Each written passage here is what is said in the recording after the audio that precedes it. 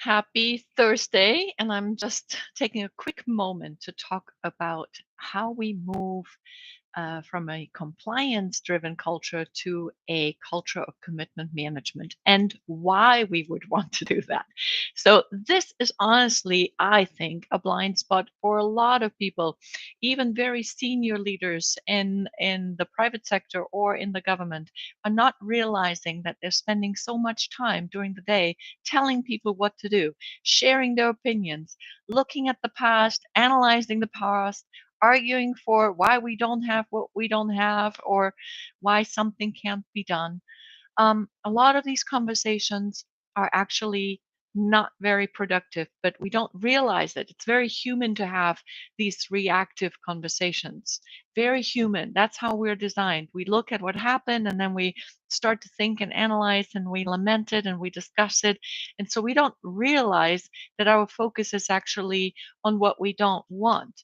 So moving from a compliance driven culture to a commitment management culture is making is based on making that big shift from talking about what already happened and we can't change to what do we actually want. So it doesn't start with the current circumstances, it actually starts with the desired outcomes. So the focus is on desired outcomes.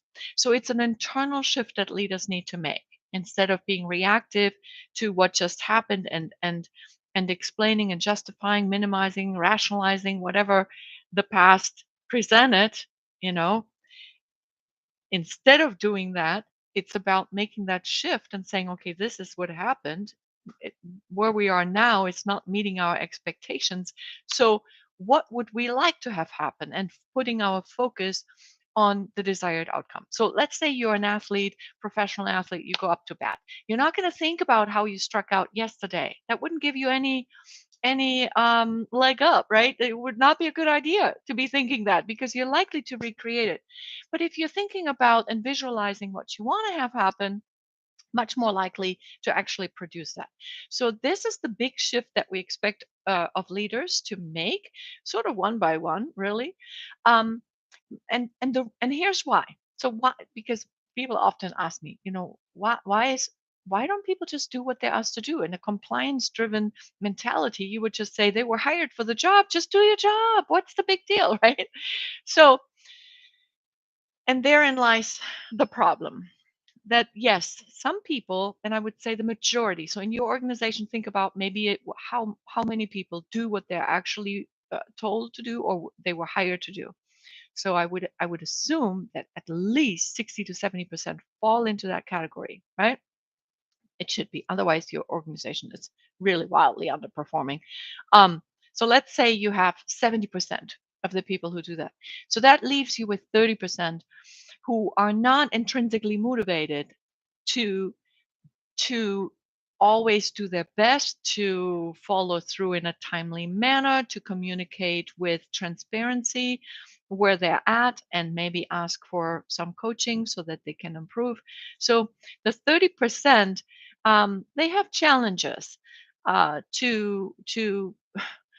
to become the kind of high performing employee you want them to be, that where you can say, hey, I told them what they need to do and I can totally trust that it will be done.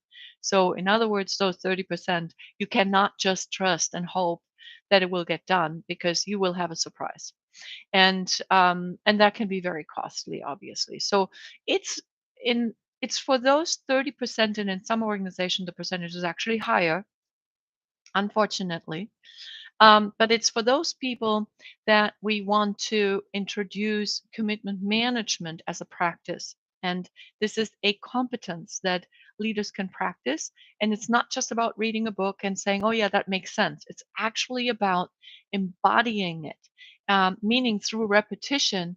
Come get to that place where that is your default. You manage commitments and not people. So what that looks like is, in the more traditional way, where we think we're managing people, we listen, right, to their stories, their narratives about how, let's say, Susie was late this morning because her car broke down. And so maybe she didn't come in at all because her car broke down. So That is somebody who is navigating at best circumstances, and in this case, actually fell victim to her circumstances, right? So she didn't come to work. So that's your surprise. If you are in a commitment culture where it's not just compliance, we're not just doing what we're told to do, but we're actually coming from a place of committing to something bigger and greater than we are. Um, I might, if I were Susie, look at this differently and say, I am committed to this desired outcome. And I share this outcome with everybody on my team within my organization, and if I don't come to work, I'm letting other people down. So I need to be thinking about how I will make it to work. So, yes, my car broke down, but what am I going to do now to get to work? Because ultimately, what's driving me is my commitment to this bigger, greater desired outcome rather than, oh, I am reactive to this circumstance. I have a flat tire. I can't go to work. Does that make sense to you guys? So, when we are in a culture where it's compliance driven and we're letting people basically just navigate circumstances and we're failing to invite them into conversations about the greater shared goal that we're committing to, right? And we're not helping them make this shift from victim to being a creator or a generator or whatever you want to call it, a player, right? Plays big. If we're not helping them make that shift, we're going to at best get mediocrity, because we will at best get 60 to 70%. And that is, in school, you know what that is. That's a C, right? Um, so if we want to create organizations that are consistently high performing and are, you know, priding themselves of being a culture of excellence, we must make that shift from the compliance assumption to an actual practice of commitment management. So, in the case of Susie, we would let Susie manage her own circumstances. We're not managing Susie's circumstances. We're not getting into the conversation about the car. All we're managing is Susie's commitment to show up for work, to produce desired outcomes, and to communicate if something gets in the way of doing that. And so commitment management is not all about, it's not black and white. It's not like you make a commitment or a promise and you're expected to fulfill it no matter what. No, we're pretty realistic about this. And there's a lot in the gray zone, but what's in the gray zone are structured, strategic, conversational frameworks. So, for example, in her case, we would expect her to renegotiate, to let us know that she can't come to work at that time, that she will be late, right? That's called renegotiating. And sometimes, apologizing is in order. Um, sometimes, I'm trying to think if there's something else that she would need to do, because in this case, the circumstance is beyond her control. And so the best thing she can do is let us know that she's running into this particular barrier. That should never be punished. So that's another thing that you will see, another symptom in commitment management organizations, is that we don't punish the early warnings. We don't expect people to control things that are outside of their control. All we're trying to train them, coach them in, is to take ownership, to make commitments, and then honor those commitments by either following through or renegotiating before the deadline or apologizing after if the deadline was missed, and then give a new commitment that can be managed. So there's a whole lot to this practice, and especially if you want to teach leaders how to develop other leaders in this practice who then turn around and yet develop another level of leaders and supervisors, right? You can appreciate that in order to do that effectively, the cascading in an organization, you need a system. You need almost like a technology in the interpersonal, intrapersonal domain.